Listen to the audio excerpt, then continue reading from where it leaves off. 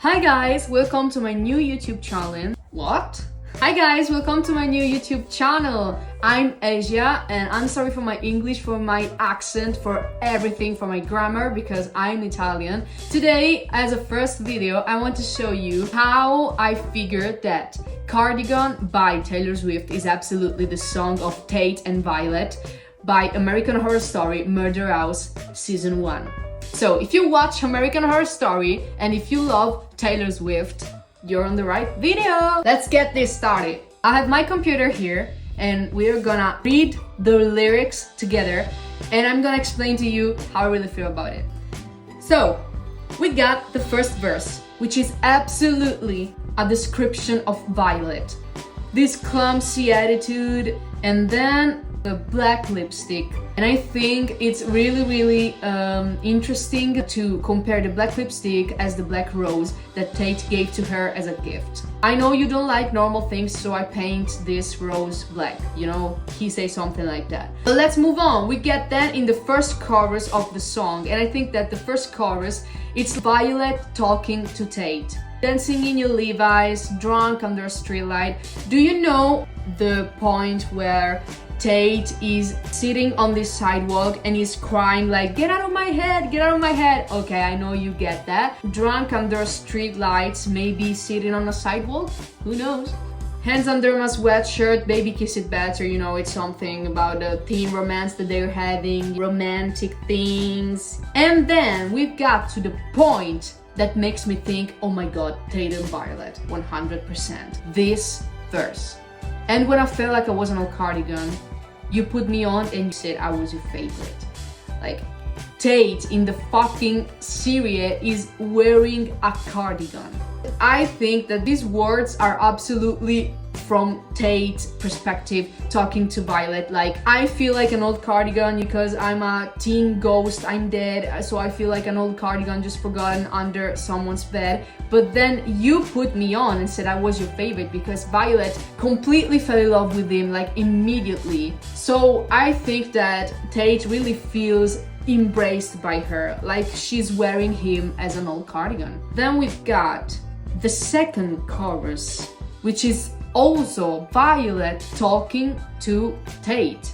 Playing hide and seek, giving me your weekends because he is a ghost. So as a ghost, he comes and he goes. One day you're here, we're in love, we talk, and the other day I'm looking for you and you're not here. I'm screaming your name, but you're not here. Giving me your weekends because no matter how many times Tate played this hide and seek game, he always came back to his Violet. So I think it's really related to this part of the song.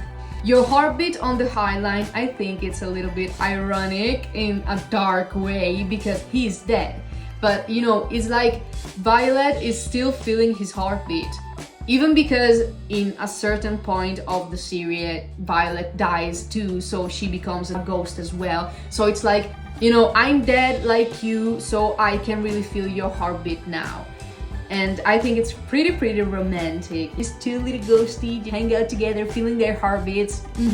Then we've got the bridge. The bridge is so intense. The bridge is absolutely Tate and Violet talking. I'm gonna explain to you why. The first part, you drew stars around my scars, but now I'm bleeding. Violet used to self-harm. The scene where Tate finds out that she's cutting herself in the bathroom, and then he goes there and kisses her scars. Promise me you'll never cut yourself again. You drew stars around my scars with these kisses, you know? But now I'm bleeding because no matter how hard Tate tries to save Violet, she dies anyway.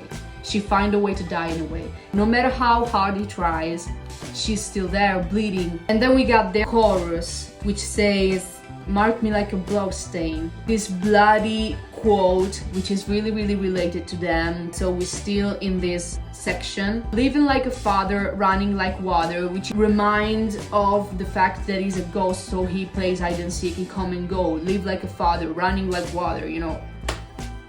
That was kind of trap, bro. I was getting flow. Let's move on. Then we've got the outro. The outro is pretty intense. The first part of the outro, it's always Violet talking to Tate. you haunt all of my what ifs. It's used the verb haunting. What's a ghost doing in his afterlife? He haunts. Nothing to say. Just explain himself. The smell of smoke, because there is this scene where Violet put a cigarette on her mouth and Tate just lights her cigarettes, you know? So the smell of smoke, because she used to smoke. And then we've got the answer of Tate. I know I cursed you for the longest time.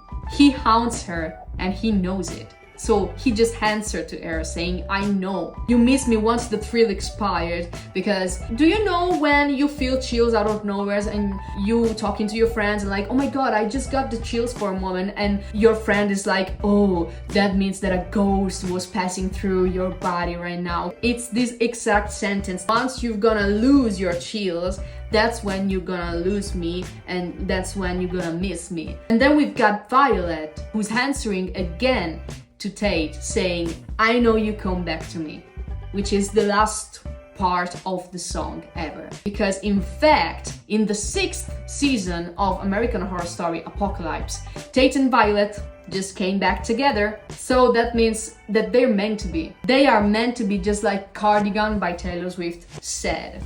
Plus, another thing I want to add of this analysis, the song always says, when you are young, they assume you know nothing. Tate and Violet were 2 teenagers, so the adults were like, oh, you don't know what love means, you just have to leave him alone. Tate, leave my daughter alone. They were young, but the fact was that they knew everything.